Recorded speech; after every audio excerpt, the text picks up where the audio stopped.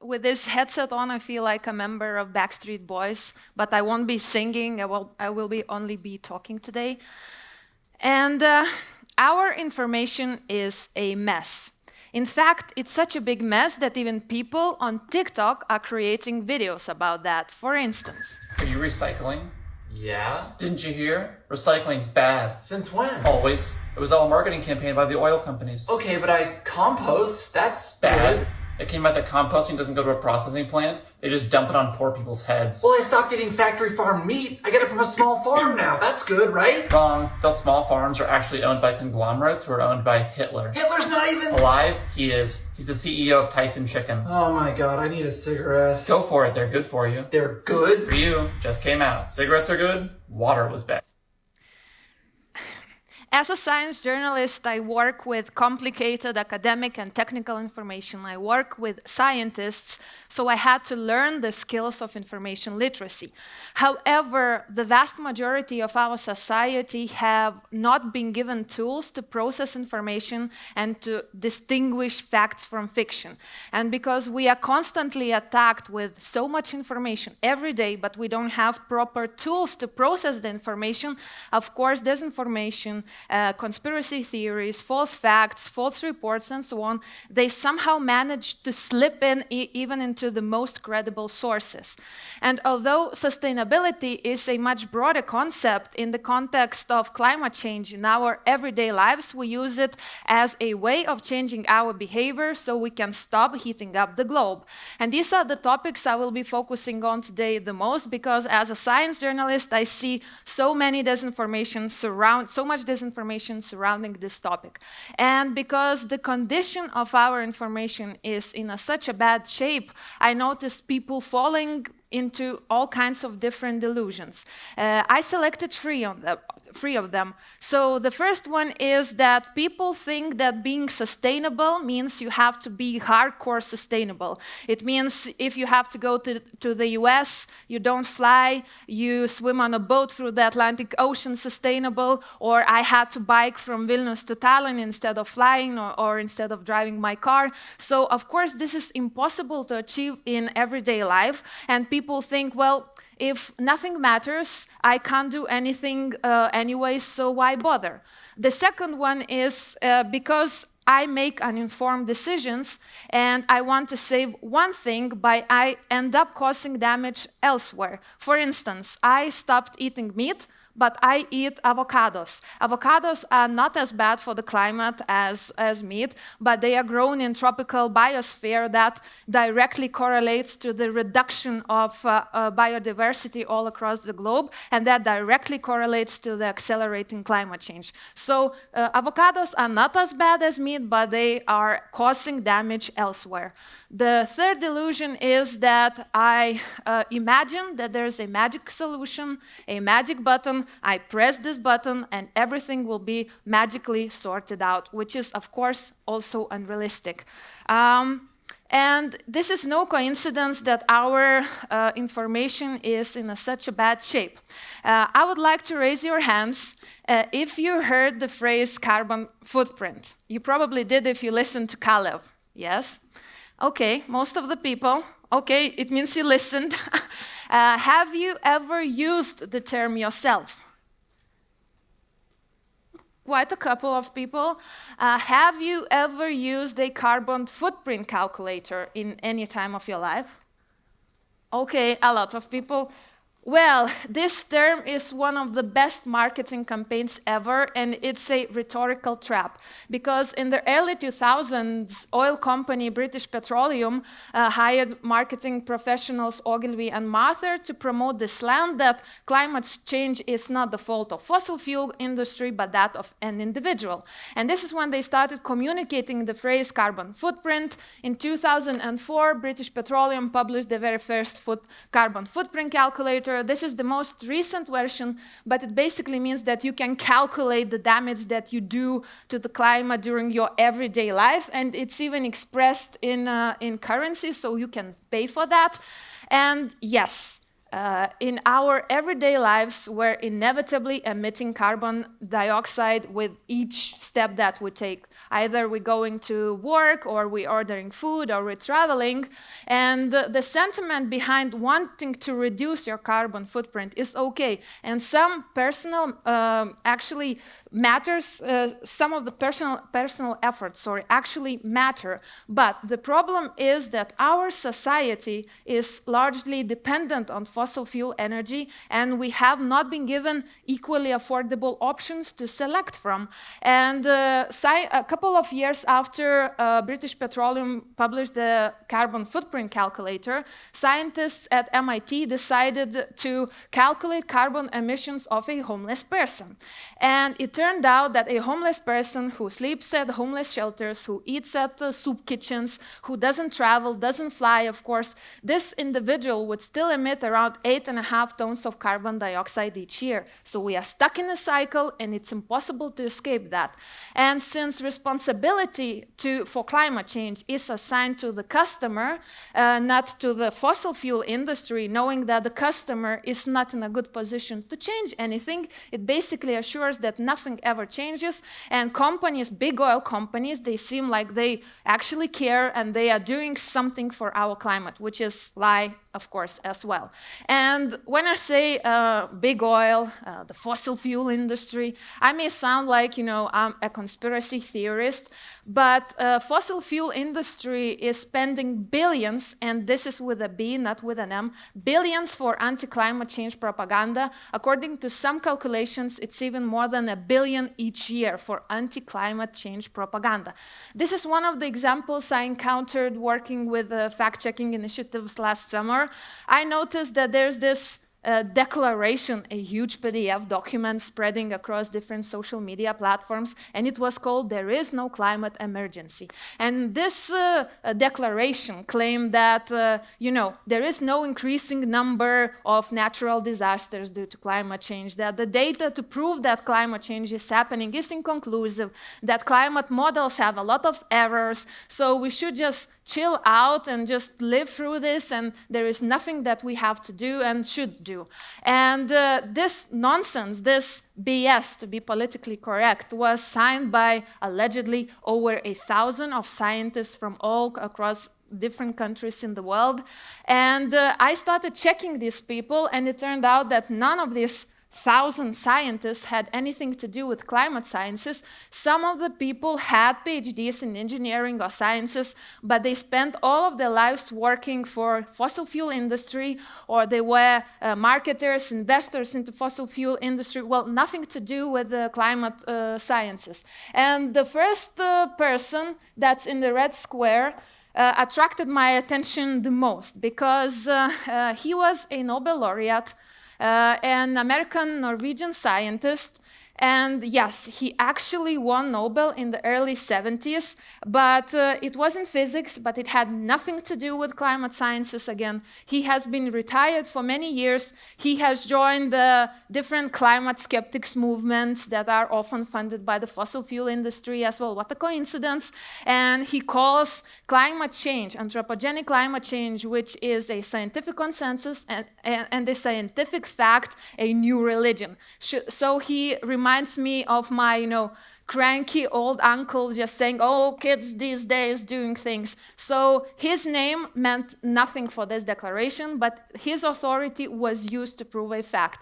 And this is only one of the examples how propaganda is being pushed for people, and how people believe in that kind of a propaganda. But it hasn't always been this way, because the first credible evidence, scientific evidence about climate change, the first climate models actually came from the fossil fuel industry in the 80s. This is Marty Hoffert, one of the first scientists in the world to make a climate model.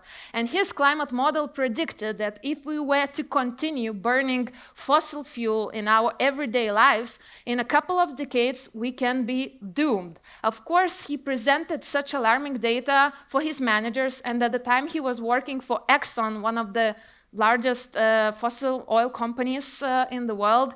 And to his surprise, his managers privately accepted the data, but because, of course, they knew that they hired world-class scientists to do their job, and these scientists, they did their job. And publicly, they started undermining the data, saying, oh, the climate models have a lot of errors, the data is inconclusive. Of course, Marty resigned, but scientists argue that this was the point when fossil fuel companies realized that the business is bad for the climate. And since the business is bad for the climate, it's really bad for the business.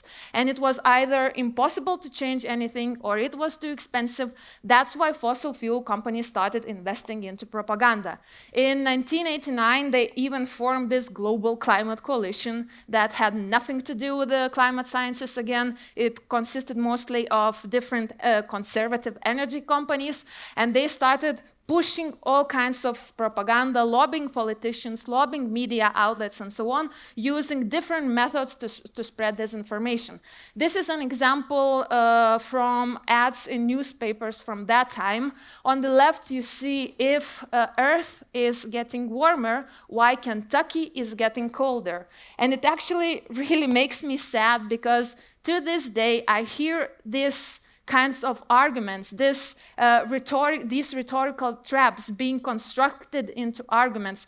And this means that the propaganda is working, because so many times I heard people saying, oh, if climate is really warming, why June in the Baltics was so cold, and so on. So this means that propaganda is working, and decades of long investment into propaganda is also working.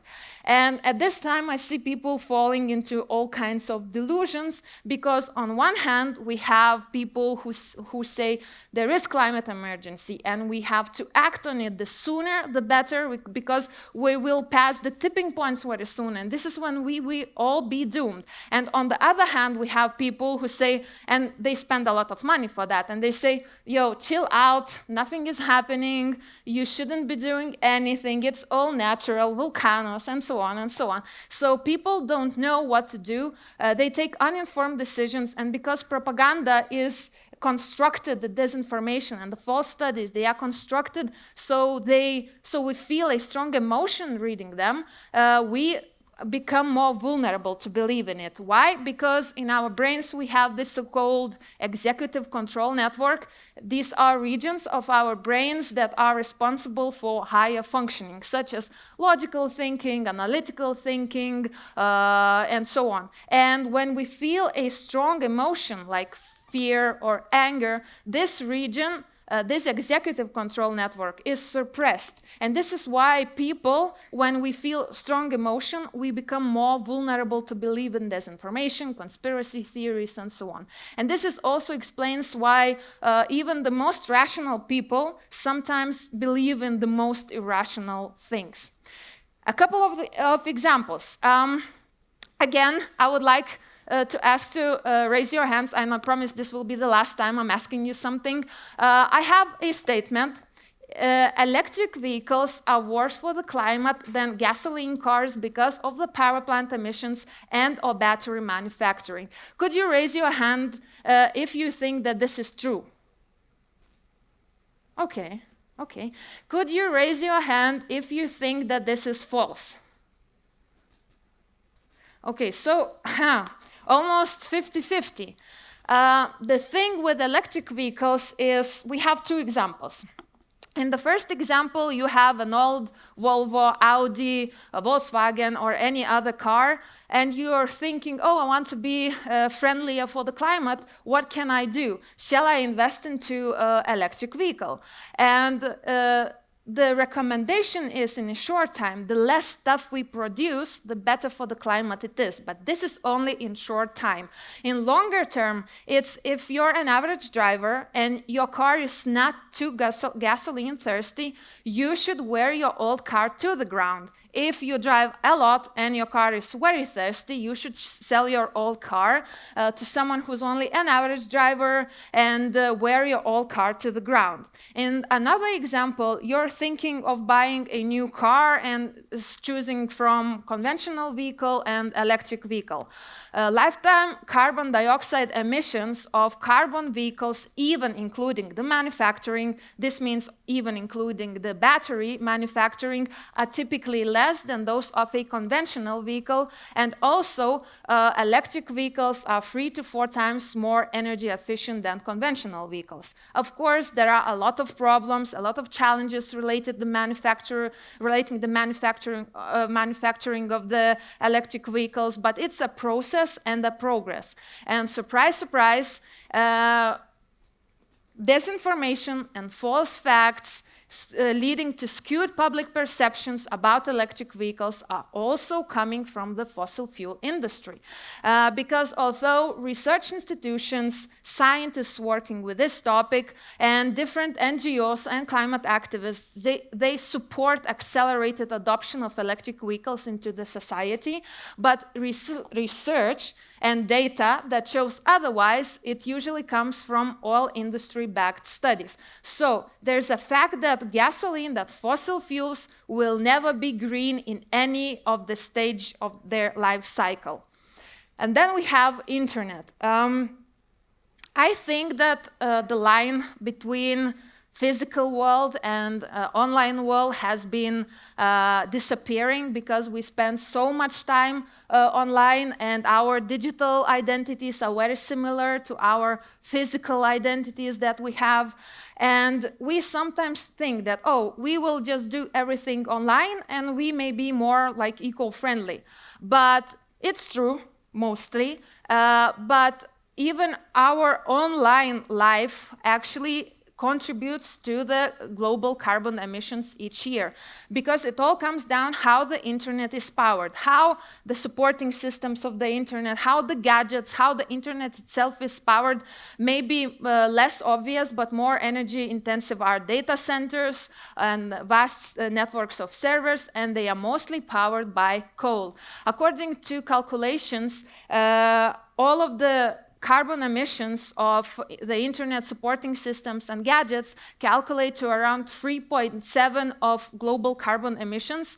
This is almost the same as aviation industry's carbon emissions, and this number is predicted to double in the next 3 years. But the good thing is that the trend-setting companies, the big internet companies such as Google, Facebook, Amazon, and so on, they have committed to renewable energy, and they have been the biggest buyers of renewable energy in the recent years. Of course, there's still a couple of things to consider, because the grid stability of the data centers are still often ensured by fossil-fueled power generation. And if you're using a service that has data centers in China, most probably they are also powered by coal.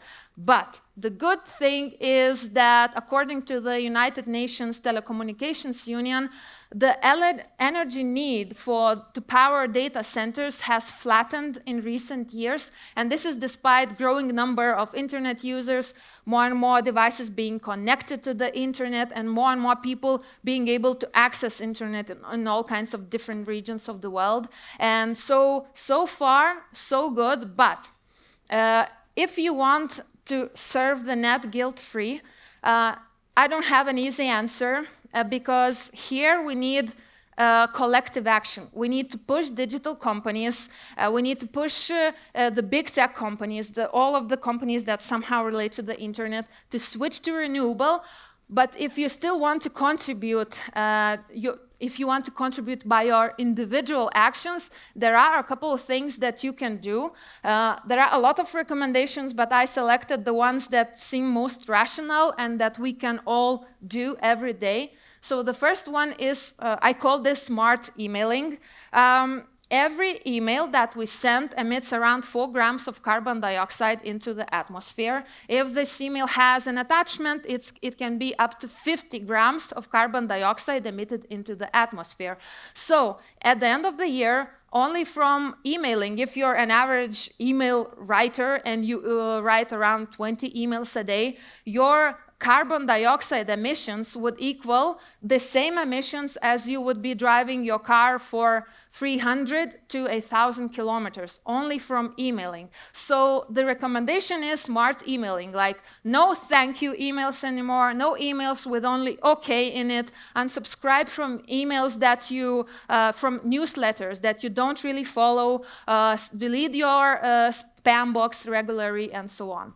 Then it is online meeting versus in-person meetings, and in most of the cases, online meetings are better than in-person meetings, especially if anyone from the meeting has to drive or fly in, like I did. I flew in from Vilnius for this conference. But if you can do an online meeting, is always better for the climate. And then streaming.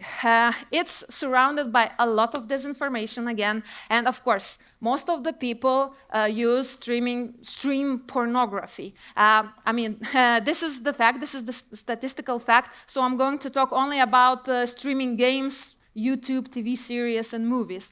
So if you can wait to stream this YouTube video until you're home and you're connected to your home Wi-Fi instead of your mobile network, it's always better to use home Wi-Fi than your mobile networks.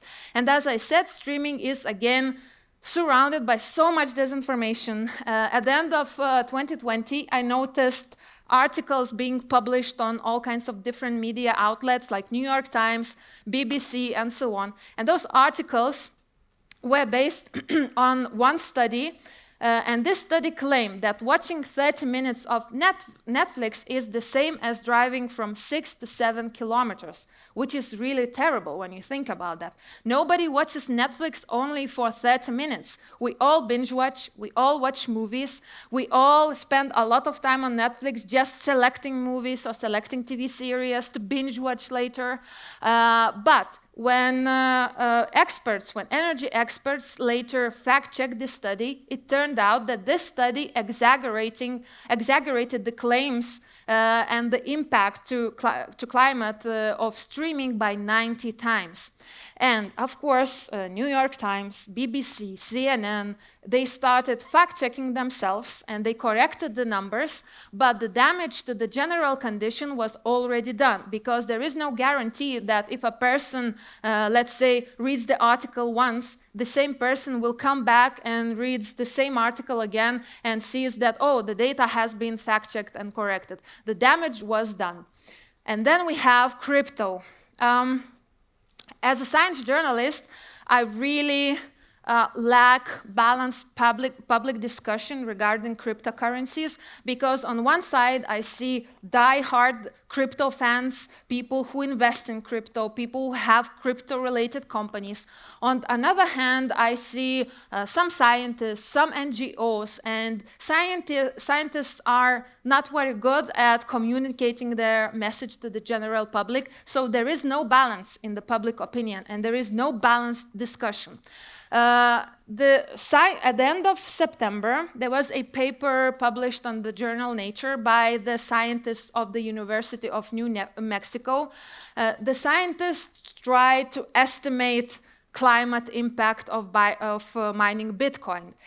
They selected 3 sustainability criteria, and it turned out that Bitcoin failed all of these 3 criteria. For instance, the damages done for the climate over the years has been increasing rather than decreasing, because with maturing market, what you expect is the decreasing damages, but it's not the case with Bitcoin. So scientists concluded that although we call Bitcoin like a digital gold, it actually reminds us more of a digital crude. And cryptocurrencies such as Bitcoin, Litecoin, Monero, or like other really popular cryptocurrencies from 2016 to 2018 contributed to 3 to 15 millions of carbon dioxide emitted into our atmosphere. And this is actually more than Latvia's or Lithuania's annual carbon emissions, less than Estonia's, because it turns out Estonia is the biggest polluter of carbon dioxide in the Baltic states. I mean, don't shoot the messenger, but it's a fact. And yes, some coins claim that they are using renewable energy for mining and so on. But this fact has not been proven by objective evidence. And this is sometimes more just reminds me of marketing campaigns. And one important thing to remember that less damage doesn't mean being eco-friendly. So I showed you a couple of examples how complicated it can get when it comes to information. So what can you do to change it? How not to get delusioned and how to make evidence-based and informed decision. It may be an unpopular opinion, but if you really care about the climate, you have to vote, because voting creates us options on international and national levels, because when people are presented with equally affordable options, they tend to select the one that's more eco-friendly, that's more climate-friendly. And of course, this is a long-term game, because I don't know about you, but we in Lithuania, we don't have like really popular politicians who care about the climate. But this is our task, our challenge as a society, to ask the right questions and to prove, to demonstrate politicians that this is something that we really care about, because they want our votes. They would be forced to put this on the voting, on the political programs, and maybe one day we will have like really popular politicians who care about the climate honestly. Then we have carbon offsetting projects. I would say no for carbon offsetting projects. Just keep your money and invest it elsewhere, because carbon offsetting is a process when companies vow to plant trees or save forests, because trees absorb carbon dioxide, meaning we are kind of canceling out our global carbon emissions. It's when you book a ticket on Lufthansa and you can pay a couple of extra euros to reset the damage that you do during your trip for the climate. But there is no objective scientific evidence that carbon offsetting projects actually work. And yes, there are different kinds of carbon offsetting projects. Not all of them are based on trees, but the vast majority are. Also, this is a reason why indigenous activists held protests during COP26 summit last year, because they call this a new form of colonialism, because carbon offsetting projects allow huge corporations to take over lands of vulnerable communities and mess up with the local biodiversity. And the last point is that there is not enough space left on our planet to plant all of the trees that companies want to plant. So maybe it's a good thing that astronomers know now of around 5,000 exoplanets, meaning planets that are beyond the solar system. So maybe they can go and plant their trees over there. And lastly, because carbon offsetting is not based on proper science, and because it's not regulated on a national or international level, it's sometimes used as a scam. This is one of the examples. This company offers to offset your breath. And at first sight, the claim is based on a rational explanation. We inhale oxygen and we exhale carbon dioxide. So on individual level, it doesn't seem a lot. But when you know that there's over almost 8 billion people on planet, and also animals who also breathe in oxygen, breathe out carbon dioxide, you're thinking that, oh my God, I'm contributing to the climate change just by breathing. But this is a lie, because every carbon molecule in the carbon dioxide that we exhale came from food, and this food was recently produced by photosynthesis, because we eat plants and we eat meat of animals that also eat plants. And so this means that we're kind of indirectly absorbing carbon dioxide from air, and we are not contributing to climate change just by breathing. So you don't have to pay 18 euros to feel better, just, I don't know, invest it elsewhere.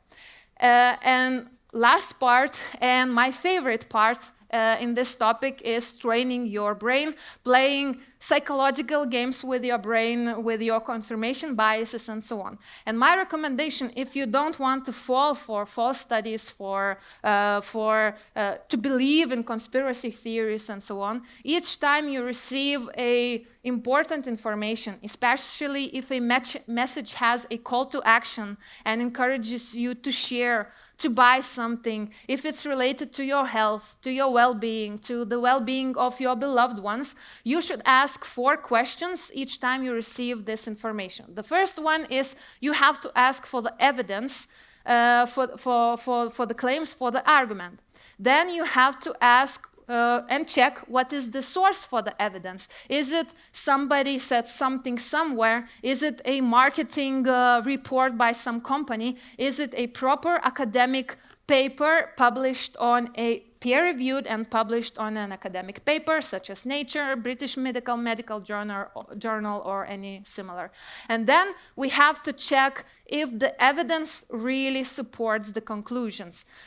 Because with disinformation, I often see arguments being constructed in a way like, I hate red color, that means climate change is not real.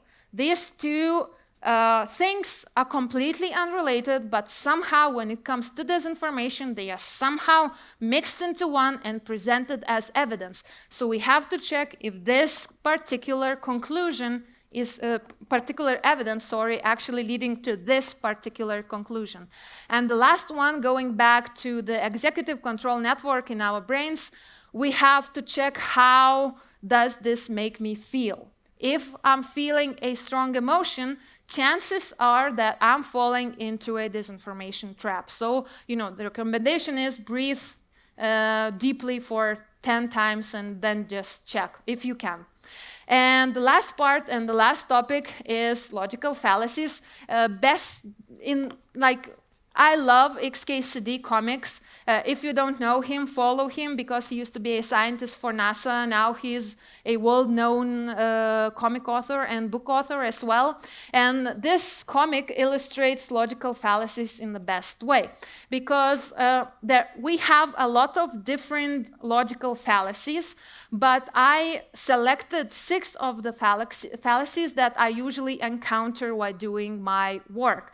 The first one is ad hominem, is when we attack or somebody attacks a person instead of the argument. For instance, I'm not a fan of Greta Thunberg, but how many times I heard people attacking her autism instead of her claims of her arguments. So we should aim for the argument itself, not for the person. Then there's appeal to authority, again going back to the There Is No Climate Emergency report, where they used the authority of a Nobel Prize winner to claim nonsense facts. So winning a Nobel suddenly doesn't make you an expert in every field and an expert in life. So we have to check if the authority is used in a proper way. Then we have anecdotal evidence. It's when we use small sets of evidence or our personal experience to argue against objective data or scientific consensus. It's like, oh, so you're saying the climate is warming, so why do I feel cold or something? I'm using my personal experience against this argument. Then we have my favorite logical fallacy, it's cherry picking. I noticed that many people who spread disinformation usually they have they know why they're doing this. They actually take a peer-reviewed academic study, academic paper, but select teeny tiny bits of this paper to base their argument on. Although the conclusions of the article, although what the authors wanted to say with this research, with this study, with this article, are completely unrelated with these claims. So we have to check if this kind of evidence supports the conclusion. Again, then we have full bulk fake experts, again going back to the There Is No Climate Emergency declaration, where they used over 1,000 fake experts, without quotes, fake experts. So it would be the same as I say, I don't know, over 100 billion of scientists across the universe said that I'm the queen of the universe. That would be nothing, the same as this there is no climate emergency declaration. And the last one, and the most complicated logical fallacy, is the straw man logical fallacy, is when people kind of create an argument to win an argument. I'm not a very good actor, but I will try to show. So there's a person A who says, Estonia should reduce its annual carbon emissions. And then there's a person B who says, so you mean Estonians won't be able to drive their cars anymore, right? So this B claim had nothing to do with A claim because the B person invented the argument to win an argument against the A person. And by started noticing, by learning logical fallacies, by asking yourself the right questions each time you receive an important information, this can become spotting lies, spotting disinformation, distinguishing truth from fiction, can actually become a fun game instead of something, you know, boring or difficult. And on that bright note, I would like to finish and thank you for listening for me for all of this 35 minutes. And I'm looking forward what jokes will Stu write about me. So thank you. Thank you, Goda.